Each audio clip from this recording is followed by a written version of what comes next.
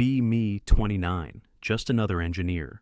My life is basically a series of spreadsheets, error logs, and lukewarm coffee from the office machine. I don't own a yacht, I don't have a six-pack, and my idea of a wild Friday night is staying up past 11 p.m. watching old documentaries. I'm the kind of guy people describe as nice, the human equivalent of beige wallpaper. This story isn't really about me, though. It's about a coworker I used to have. Let's call her Teresa. Teresa was a project manager in the marketing department. She was the sort of person who was always on, always performing. You couldn't just have a normal conversation with her. Every interaction felt like an audition or an interrogation. She was attractive, I guess, in that very curated, I spend 3 hours getting ready kind of way. But the main thing about Teresa was her online persona. She ran a blog and a bunch of social media accounts dedicated to her journey as a modern woman navigating the treacherous waters of modern dating, which basically meant she spent all her time writing incredibly long posts about how terrible men were. It wasn't just a hobby, it was her entire personality. Every lunch break in the office kitchen was a free-to-attend seminar on her latest article. I remember one was titled something like, "The Epidemic of the Low-Effort Man."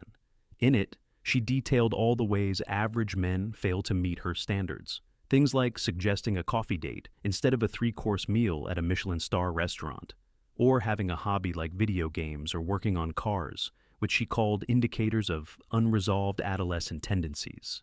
Another classic was her piece on weaponized incompetence in relationships, where she claimed that any man who couldn't read her mind was just engaging in psychological warfare. Her favorite topic was income. She had this whole elaborate theory that a man's worth was directly proportional to his annual salary, and anything below a certain very high number was basically an insult. It made him not just undateable, but a drain on society itself. She'd say things out loud at work, loud enough for all the guys in the engineering department to hear. Stuff about how she was tired of carrying the burden of emotional labor for men who couldn't even plan a proper date. How she needed a partner who was an asset, not a project. Most of us just learned to put on headphones and tune it out. It was just background noise, like the hum of the servers. The strange part is, for a while, I kind of felt bad for her. I figured it was all a defense mechanism, a way to cope with being disappointed or hurt in the past. I thought, underneath all that aggressive rhetoric, there was probably a decent person who just wanted to be happy. I was a fool. There was this one period, maybe last spring, where I was feeling particularly lonely.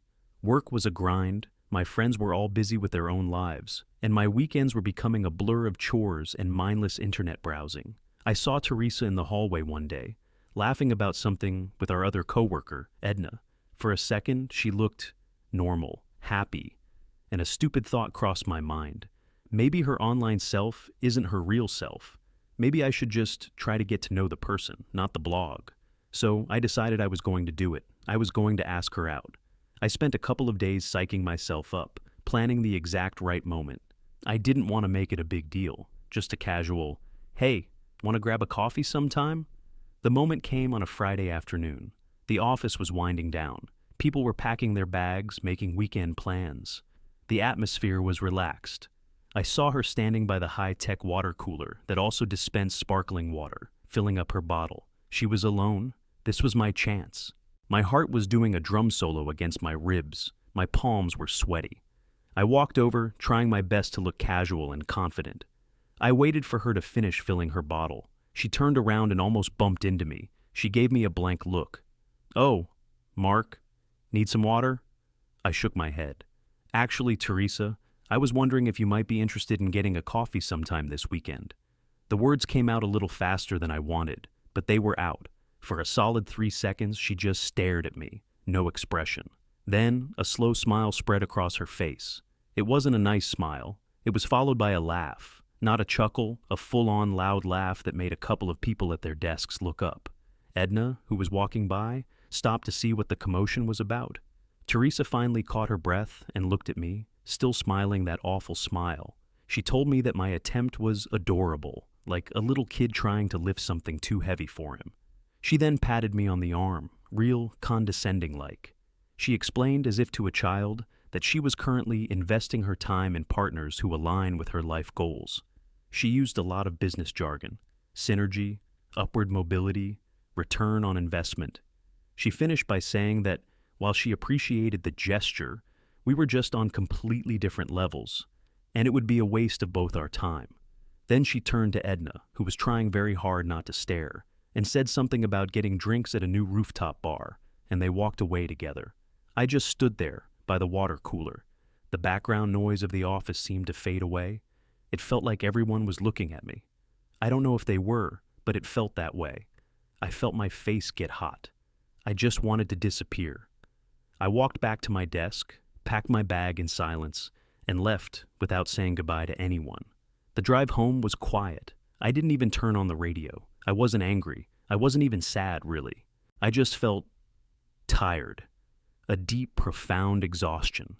It was the feeling of a man who had been playing a game he didn't understand, by rules he couldn't see, and had just lost spectacularly. When I got home, I walked into my apartment and looked around.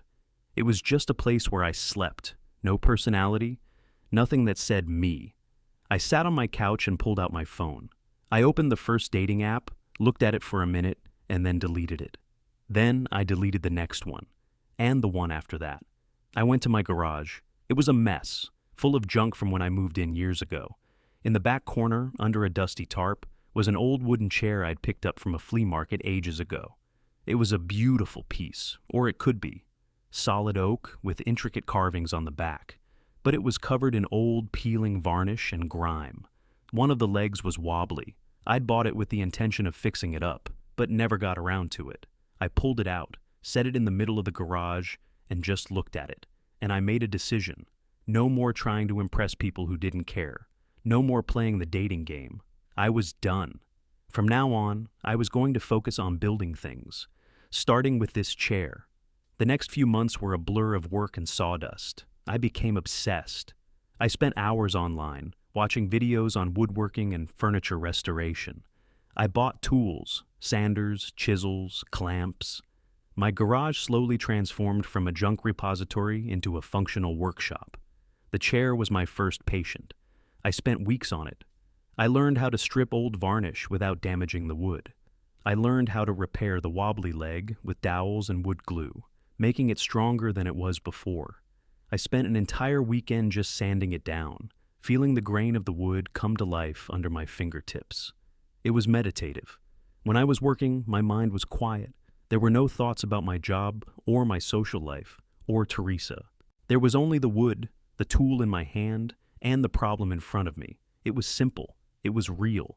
Meanwhile, I still had to go to work and see Teresa every day. But something had shifted. I didn't feel that sting of humiliation anymore.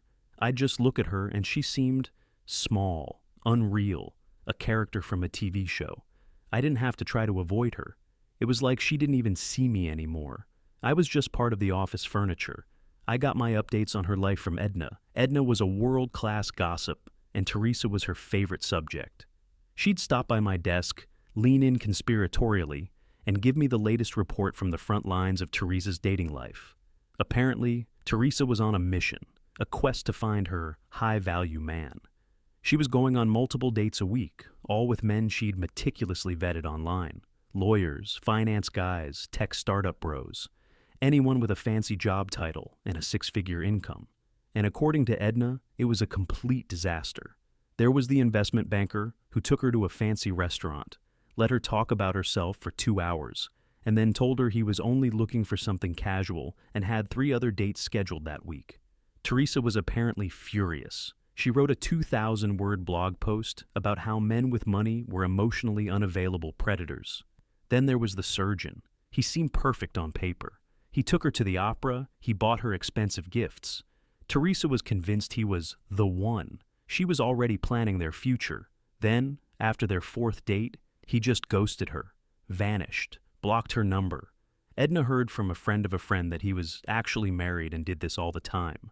Teresa's blog post that week was about the fundamental dishonesty of the patriarchy. Each story was the same. She'd find a guy who met her materialistic criteria, and it would blow up in her face. They were either not interested in anything serious, were emotionally manipulative, or were just as transactional and ruthless as she was.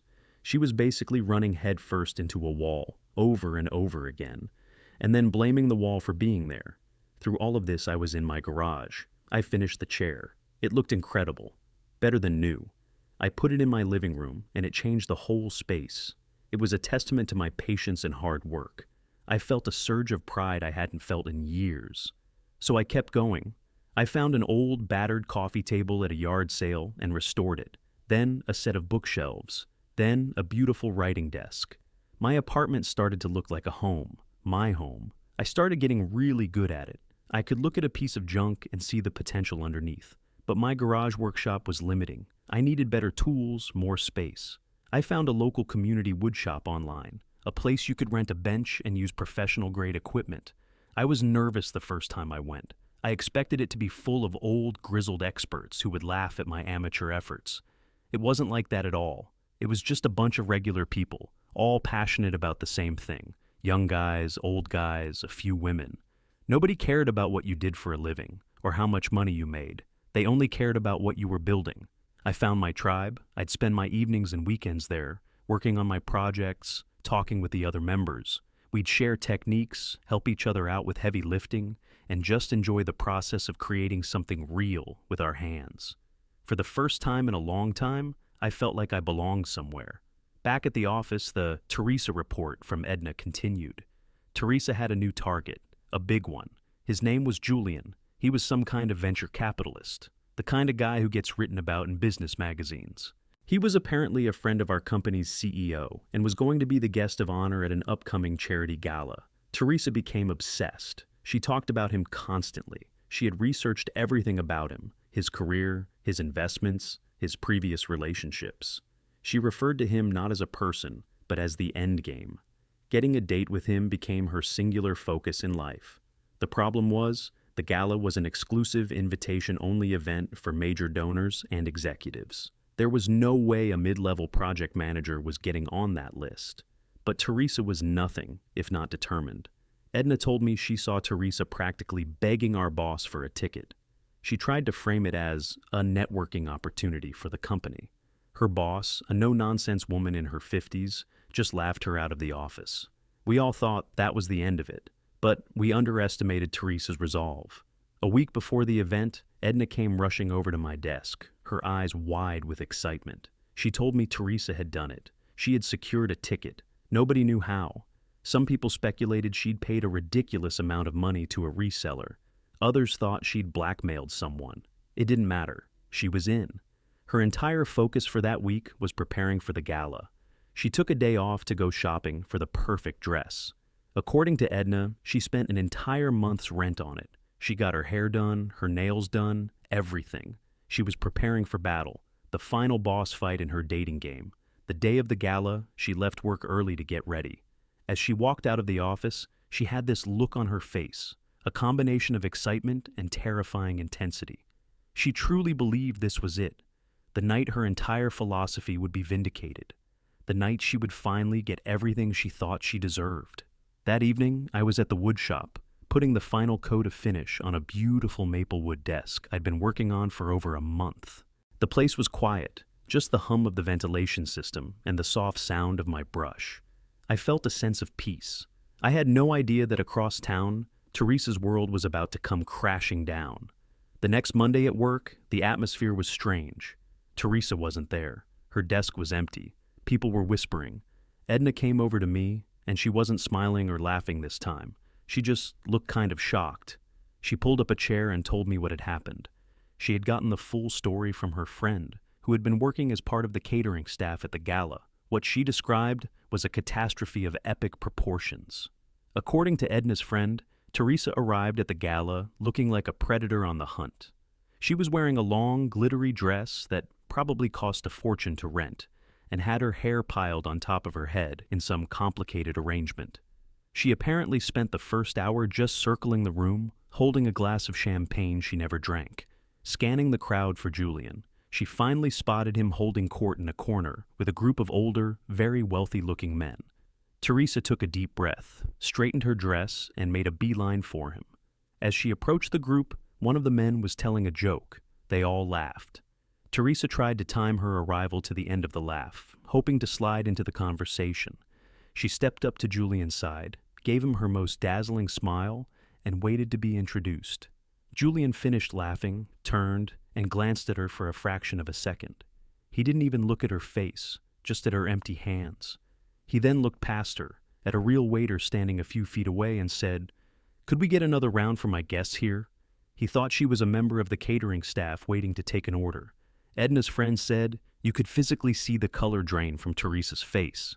The group of men didn't even notice her. Their conversation just rolled on. She was completely invisible to them. For a moment, it looked like she was going to turn and flee. But then she took another deep breath, forced the smile back onto her face, and decided to double down. She waited for a pause in their conversation and then stepped forward again. This time she spoke. "Mr. Julian, so sorry to interrupt. My name is Teresa. I'm a project manager and I'm a huge admirer of your work in the venture capital space." Julian finally turned his full attention to her. He looked her up and down, slowly. Not like a man checking out a woman, but like a biologist examining a strange insect. He didn't smile, he just raised an eyebrow. Teresa, mistaking this for interest, plowed ahead.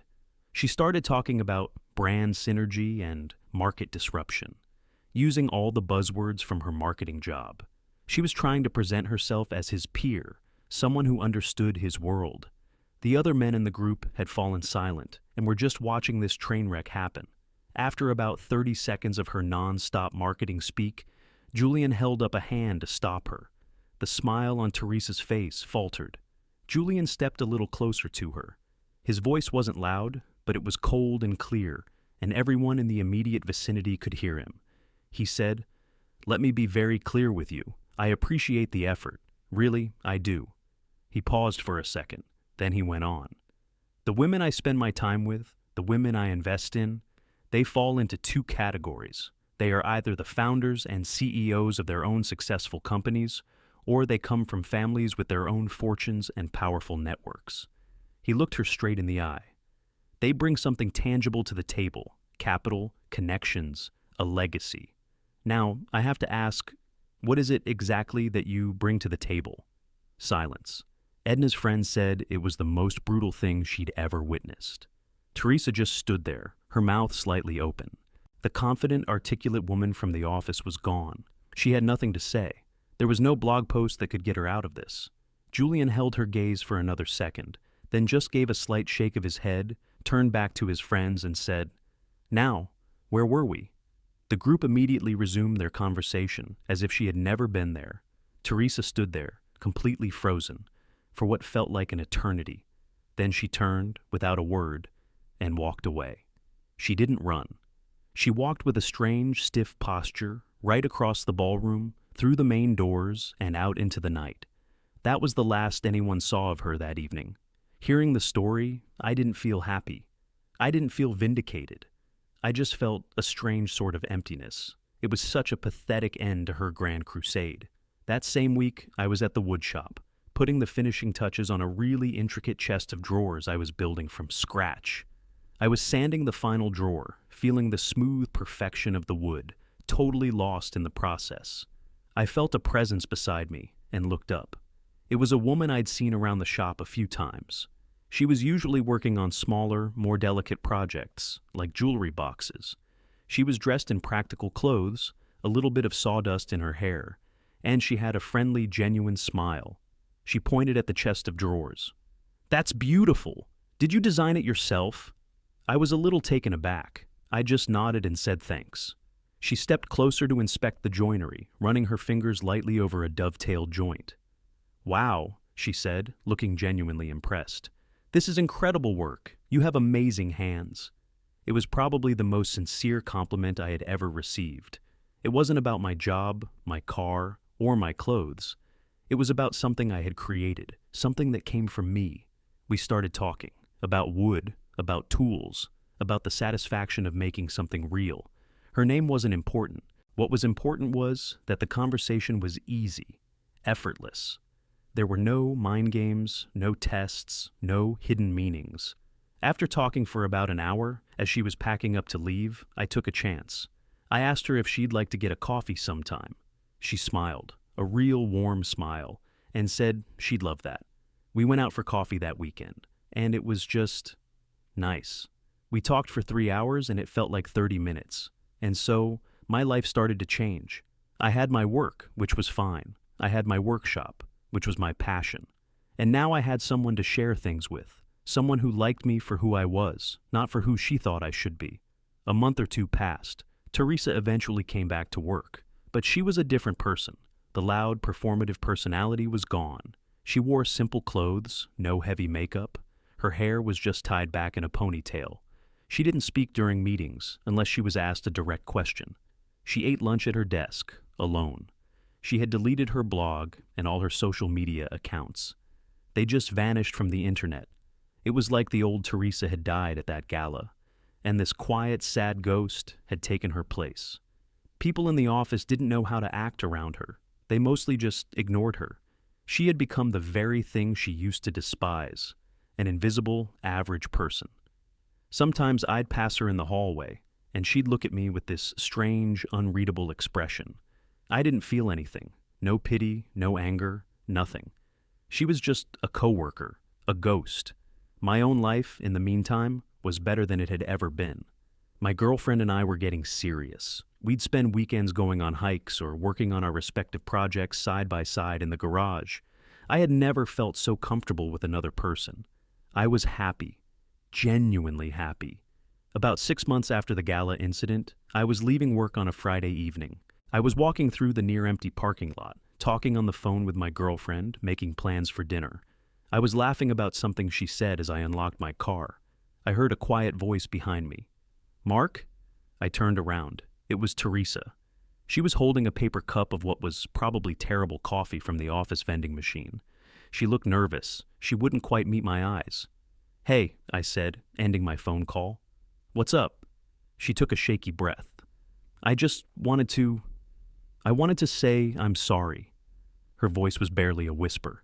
"For that day, by the water cooler, and for everything. The way I acted. I was a horrible person." I looked at her, the ghost from the office, and I realized I had barely thought about that day in months. It felt like it had happened to someone else, in another lifetime. I gave her a small, polite smile, the kind you give a stranger. "It's okay, Teresa. Don't worry about it. It's all in the past." I meant it. It was completely irrelevant to me now. A flicker of hope appeared in her eyes. "I was just wondering," she started, holding out the coffee cup like an offering.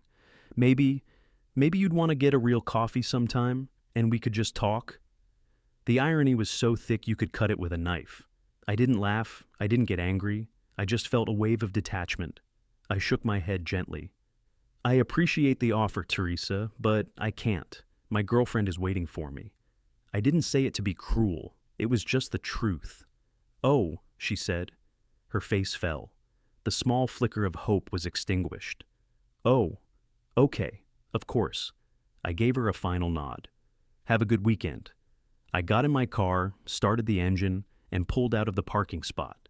In my rearview mirror, I could see her still standing there, alone in the middle of the vast, empty lot, holding that stupid cup of coffee.